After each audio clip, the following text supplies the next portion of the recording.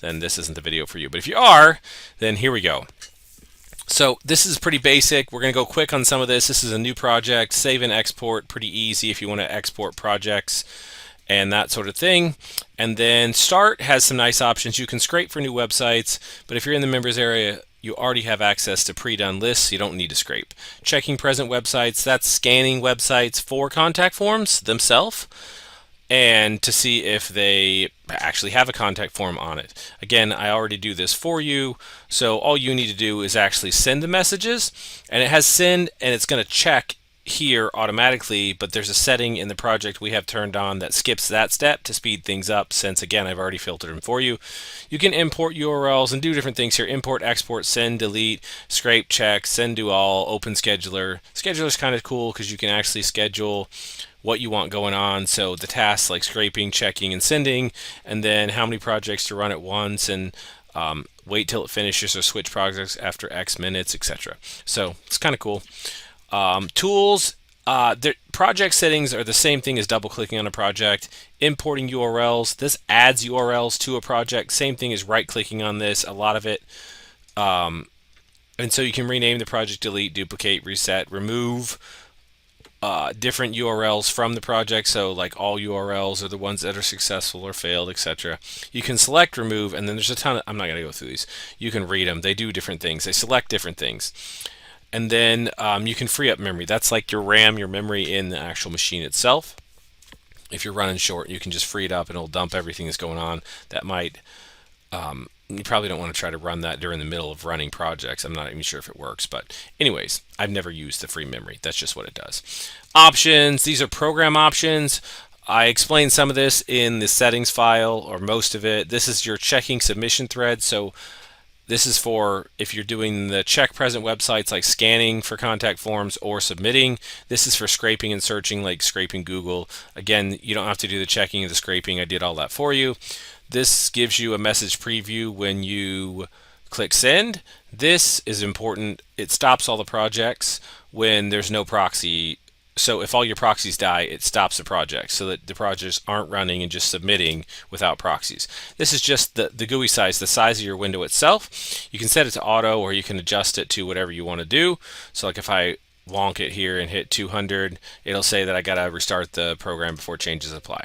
And so the timeout, the max is 120. I always leave it at 120. If you need to go faster, you can go slower, and you can lower that. But then you're going to lose out on some contact forms that are slow. So it might, again, slow you down, but I'm going for success on my projects and not like accuracy over speed.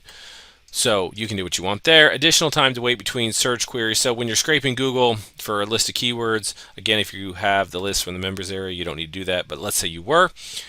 This is how it's a delay that you can add, so to slow it down so it doesn't burn out your proxies. If you go to the global filter section, this is a global blacklist. You can add, edit, delete, export, that sort of thing. This is a list of sites that I, as well as GSA, has identified that are just problematic. These people complain, or they filed abuse reports with hosting, that sort of thing. It's not an extensive list. It's not that big of a list, so I always enable it. If you put in like millions in here of URLs, that could slow GSA down, but like the ones that come here and even adding your own is definitely a good thing, so I always enable that. And disallow different projects to send to the same website. If you had a million URLs and you're just scraping a list of keywords, you can use this to continue to scrape all kinds of URLs and not have to filter them. GSA is going to keep track of whether or not it's already submitted to that, so that you don't wind up sending the same message to the same contact form like 38 times, basically.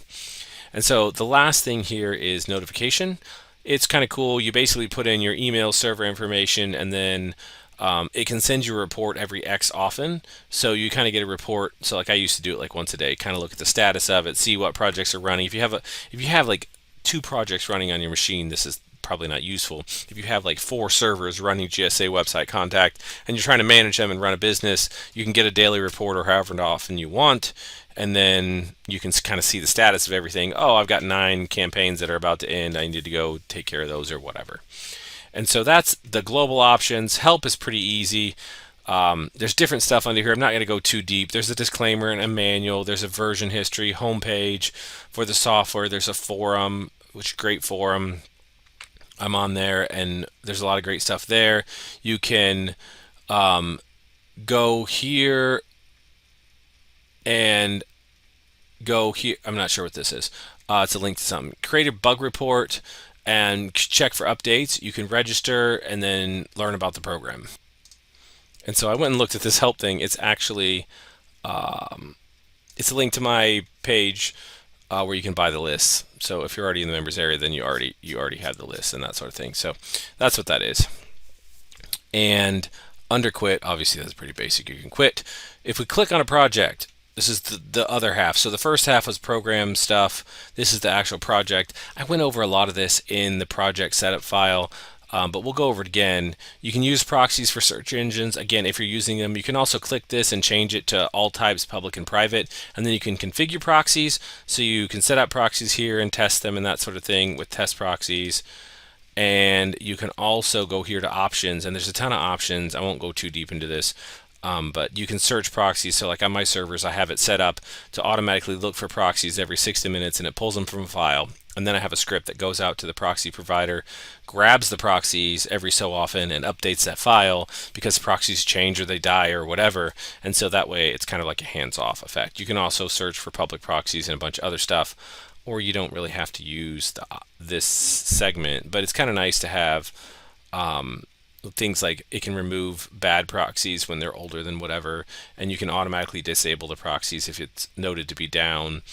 I don't know, whatever you really want to do here, but there's some nice options for automating proxy management, or you can just add proxies in, test them, and then you're done and you're good and you can just use it.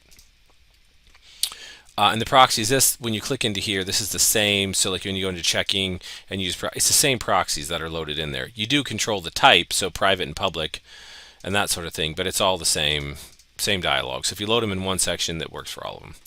Collect social data. It's kind of cool. It gets you various social data off of the website, and it gives you the URL, like links to their Facebook page or their Twitter page, that sort of thing. So if you want to take that data later and dump it in an Excel file and use it in the message, you can use tokens. I'm not going into that on this video or any of the videos that are just basic. But you can take other data on an Excel sheet and dump it in, like their name, for instance, and then make a token in the message and load in that CSV file or Excel sheet. I think it's CSV, and then pull. So when it makes the message and say, "Hi Bob, I was at your Twitter page," and it links to their Twitter page, and I noticed that you need some help marketing or whatever. So that's what that does. You can do with it as you choose. This is keywords if you want to load them in, and this is for scraping. Again, you don't need to do this if you have the list from the members area, but you could load them in and scrape your own sources with your own keywords. And then there's just some settings here. You can skip different keywords or repeat the search when finished, extract root domains only. And then these are all the search engines you can use. And you can right click and do some different things like select none, select all. You can check by mask and country and language and the rest. You can add in your own URLs as well for this thing. But that's basically this is all related to scraping. So the only thing that really matters if you're using the list from the members area is the collect social data. You can turn it on or off. It doesn't hinder or help anything. If you want to use the social data though, it's there. Filtering. So this is all pre-set up with the file that you get in the members area. So this all comes, but basically you can accept websites from the following language or accept websites from the following countries. So if you want to filter out and select only certain countries and languages, you can do that. You can also accept duplicate domains, different contact forms on the same domain. You want to be careful with that because you might submit, again, 38 times to the same domain. If they put more than one contact form on the same domain and it all goes to the same person or something, then that could be problematic. These are filters right here that I've just built. They help filter out things like ticket systems that use a form that looks similar to a contact form, review systems, testimonial systems, things like that. All this stuff. So you can customize this and change it if you want. I'm not really going to go into why it's all set up this way because that's too deep. But if you need some help on that, you can check out the GSA forum, which is linked under the help section. And checking, this is for checking contact forms, like scanning websites to find contact forms. If you only wanted to select certain ones for some reason, like a particular language or something, you could do that. I don't uncheck any of these, and you don't have to use this tab again if you're using the list from the members area, but it's there. This add domain redirects as new websites. This is tricky because you might have 7 different websites, 7 different URLs on different websites that all redirect back to the same domain. And so you might then wind up submitting to the same domain 7 times because they're all redirecting back to it. But at the same time, I turn this on when I'm scanning new forms, but not usually necessarily when I'm sending them. But that's what it does. It just looks to see if it's 301 or 302 or something like that, the URL, then should it follow it and post to it, or should it ignore it? If you uncheck it, it ignores it. If you check it, it follows it and posts if any forms found on the future page. And this skip sublink parsing, that is where it skips this this plus check set up here. So when you choose to send the messages, it just loads the page and sends the message. Otherwise, it loads the page, checks to see if there's a contact form, and then tries to send the message. So that saves a step by checking that, and you're using what it needs here, import direct URLs with contact forms. That's what I provide. So that's why that is checked. You can uncheck it if you need to. Under submission content, so we're going to spend a minute here. And actually, I'm just going to talk about the other sections for a second and come back to submission content last. CAPTCHA is pretty basic. You can add in CAPTCHA services. There is a lot of them in here. In fact, I don't think you can. It's still going off the screen. So there's just a lot that you can add in here. GSA CAPTCHA Breaker is their CAPTCHA breaking product, which comes preset up here in my file. But you can add in others. And this bypass host file, this is probably important for you to know. If you check this box, you're not going to be able to use emulation services. So like if you are trying to use GSA CAPTCHA Breaker or some other program to emulate like image typers or something like that and redirect through the host file, if you place it, or xevil, etc., if you place a check mark in that file, then it's going to skip that and go straight to that CAPTCHA service, and so it might foul things up for you.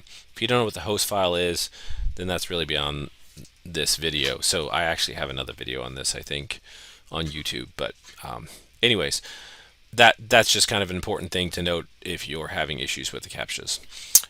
Use CAPTCHA services in random order if you want to.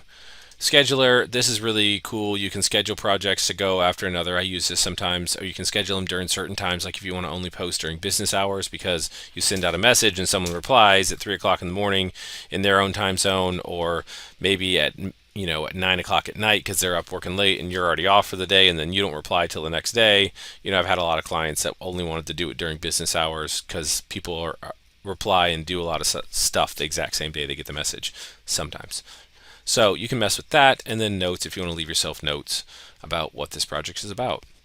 So I brought it out here a little bit because when we go to the submission content tab, which is where we're going now, you need a little bit more room to see things going on. And so there's empty field up here at the top, and thanks for sticking with me. It's been almost 15 minutes. So let's talk submission content because this is all important stuff. The empty field to the top, leave it alone. This is for there's protection on some forms that says, leave this field empty if you're a human being, and robots like this that are just programs a lot of times will fill that in automatically. So this specifically looks for those boxes and leaves them empty so that the submission will go through. And it needs to be at the top of the list. You can move these up and down like in order, like you can squirrel around with it. I don't know why you would, but you can. And if it makes it easier for you, some of them you don't use, whatever, you can push those to the bottom, make it simple. This one needs to be at the top because of the execution order, so I would just leave that one at the top.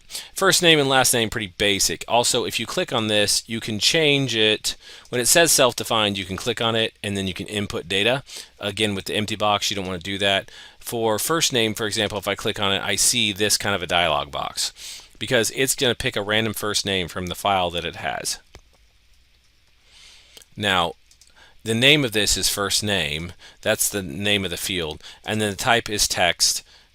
I wouldn't change the name or the type unless you have a specific reason to. Also, this identify field is how it's looking for it in the form. Don't mess with any of this unless you know what you're doing.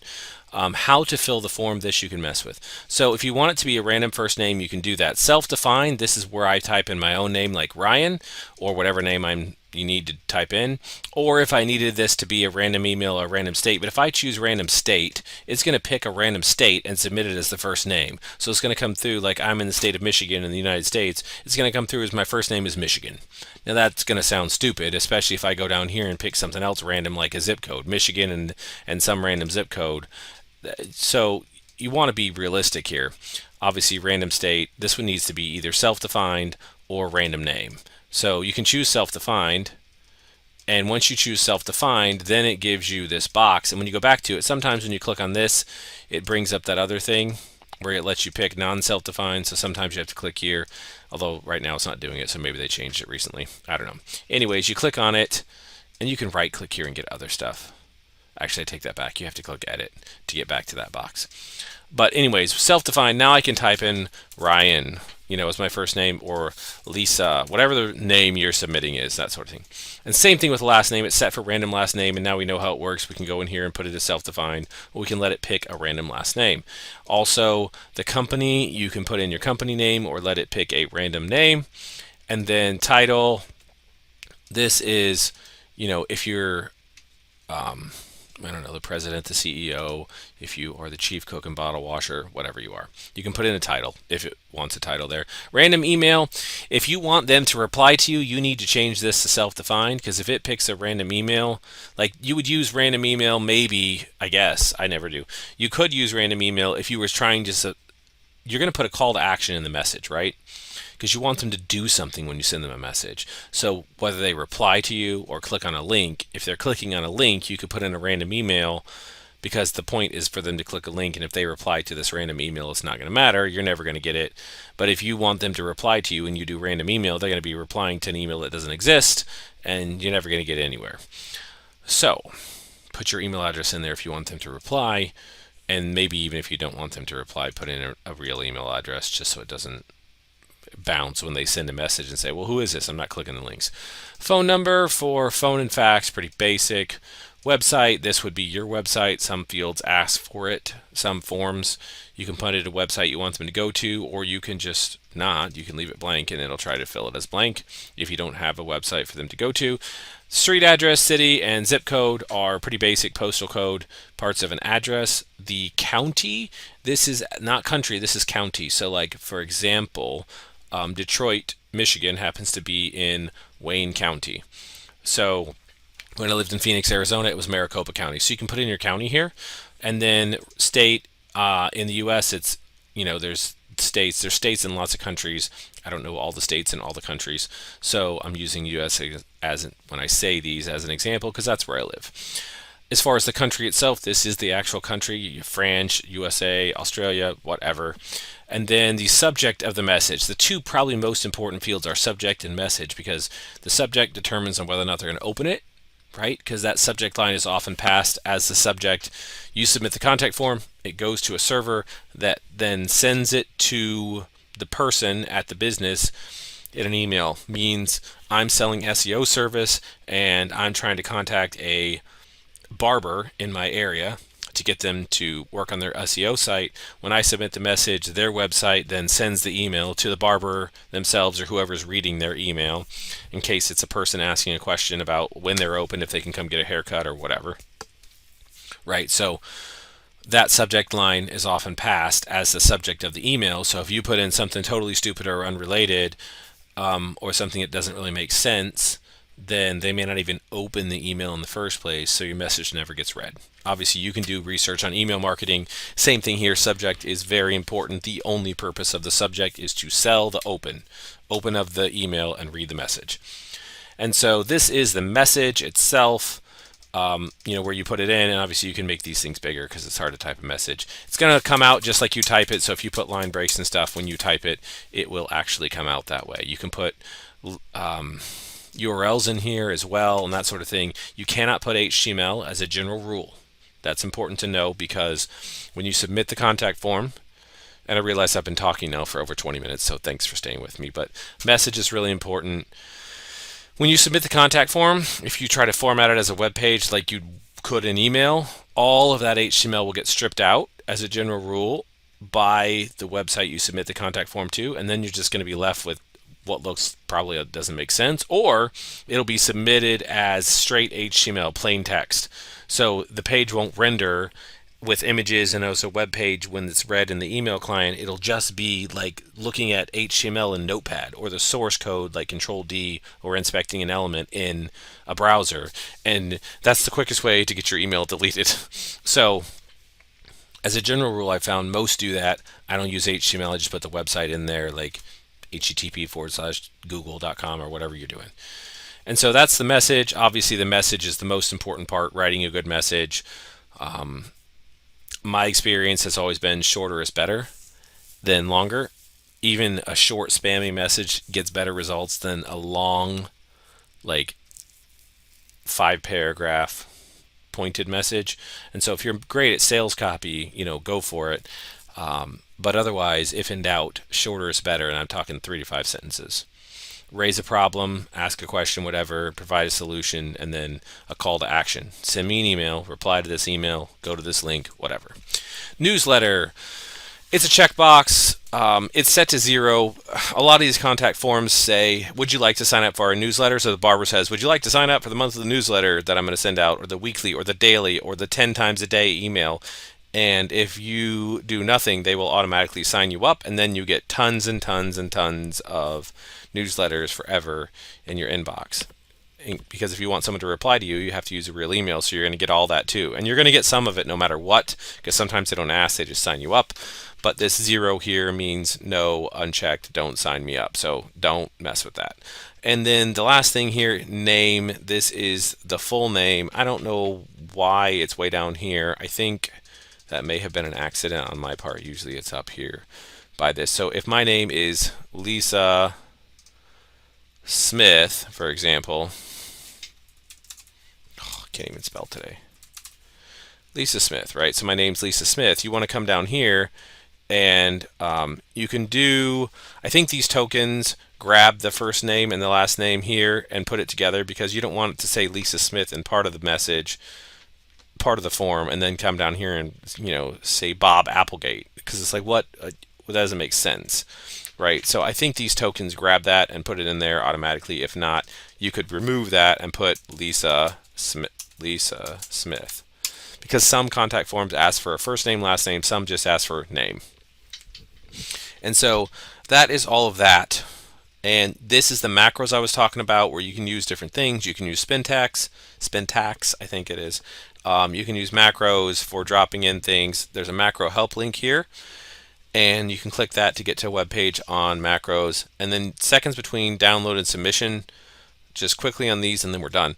This is useful because some websites, like if you download the form and submit the form a half a second later, no human being can download a contact form, read it, type everything in, and hit submit. So if you run into, especially if you're submitting to something like if you were going to try to go submit to a whole bunch of realtors and you're submitting through one portal that all these realtors use, then that they may be looking at all that. So you might want to run this up and add some delay, or even maybe a second or two delay. I think there was a WordPress plugin that said it can't be faster than a second or it's spam or something like that. You can do some research, but that's what that delay does. Submission URL must be website URL. If you hover over these, sometimes it tells you, like some contact forms use like a different contact form, and so you're really submitting to abc.com when the contact form is actually on like barbersrus.com, right? So if you leave this checked, it'll make sure that you're submitting only to the website. Well, if that makes sense, I don't know how to explain it better. So you can read the little tooltips here. If in doubt, you can uncheck it, and then if you run into a problem later, just replace the check mark. But otherwise, probably going to get technically a few more submissions if you uncheck it, if we can say it like that. Filter out comment forms. Detection could fail. You don't want to. So there's comment forms on websites, right, where you can go and leave a comment on the website. This is trying to filter those out, because sometimes those forms to a program like this can look just like the contact form. And some of the filters I have going over here are all built around that same concept, filtering out things that aren't contact forms. But you can try it. It's saying detection could fail because it could technically lower success rate a little bit, but it's probably a good thing to leave checked in my opinion. Retry to submit to previously failed submissions. That makes sense. I usually leave that checked, but that's if you're running the project over and over again. I reset my project each time, so it doesn't really matter. Like clear everything and re-import a new list that I've filtered. Record website form fields. It's going to save off like every single form field of the contact form in a file. So if you want to go do debugging and try to build in more filters to improve accuracy, use that. Otherwise, that's just a waste. Congratulations, you made it. It's been like 27 minutes. But that is kind of the walkthrough of all the definitions of GSA website contact and how the general overview of how everything works. Thanks for sticking with me, and I wish you success.